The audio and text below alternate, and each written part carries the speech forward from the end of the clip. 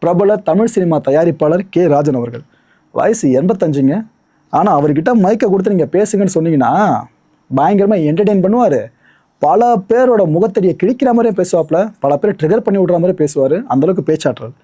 இவர் பிரபல டிஸ்ட்ரிபியூட்டர் வேறங்க, ப்ரொடியூசர், இன்னொரு பக்கம் டிஸ்ட்ரிபியூட்டர். அதுவும் குறிப்பாக சென்னை, திருவள்ளூர், காஞ்சிபுரம், செங்கல்பட்டு விநியோகஸ்தகர்கள் இருக்காங்களே, அவங்க எல்லாரையும் மையப்படுத்தின ஒரு சங்கம். இதோட தலைவராகவும் செயலாற்றி இருக்கார் யார்? கே ராஜன் அவர்கள். இவருக்கு நீலாவதி அப்படின்ற மனைவியும் 3 மகன்கள், ஒரு மகள் இருக்காங்க.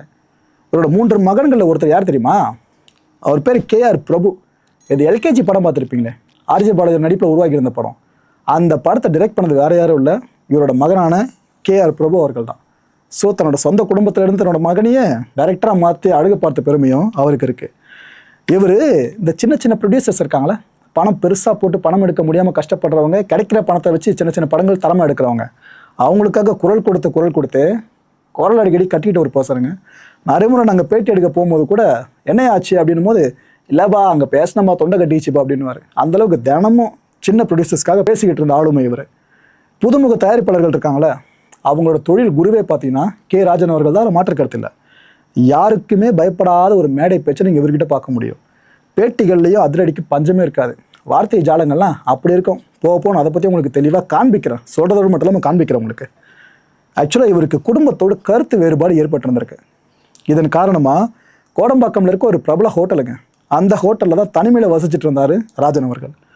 அவர் பேட்டிலாம் நிறைய கொடுப்பார் பார்த்தீங்களா, அப்போலாம் அவர் அந்த ரூமுக்கு தான் வரவழைப்பார். அங்கே வச்சு தான் பேட்டி கொடுத்து முடிப்பாப்பில்.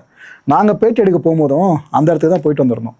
ஆக்சுவலாக இவருக்கு தனசேகரன் அப்படின்ற ஒரு கார் டிரைவராக இருந்தாருங்க. ஸோ இவர் கூட அசோசியேட்டான ஒரே ஒரு நபர்னு பார்த்தீங்கன்னா அந்த கார் டிரைவர் மட்டும்தான்.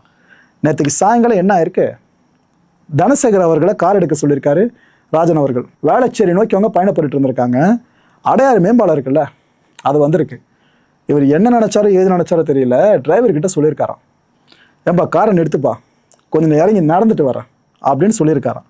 சரி முன்னாடி போய் காரை போட்டு வை, நான் வந்துடுறேன் போ அப்படின்னு சொல்லவே அந்த டிரைவரும் சரின்ட்டு காரை எடுத்துகிட்டு முன்னாடி போயிருக்காராங்க. முன்னாடி போட்டு வெயிட் பண்ண போயிருக்காப்லையா, இவர் இறங்கி நடக்க ஆரம்பிச்சிருக்காராம். இதில் அங்கேருந்து சொல்கிற விஷயங்கள் தான். நடந்து வந்துட்டு இருந்த ராஜன் திடுதுப்புன்னு என்ன நினச்சாரோ ஏது நினச்சாரோ, அந்த மேம்பாலம் இருக்குல்ல, அங்கேருந்து ஆற்றுல குதிச்சிட்டு இருக்காருங்க.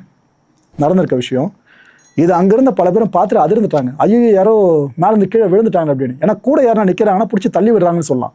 இவரு தன்னிச்சையாக வந்து நடந்து விடுறாரு அப்படின்னா என்ன சொல்ல முடியும்? இதில் பல பேர் அசியூம் பண்ணது ஒருவேளை தவறி விழுந்திருக்கலாம்னு அசியூம் பண்ணாங்க. ஆனால் அது இன்னும் கன்ஃபார்ம் பண்ண முடியலைங்க.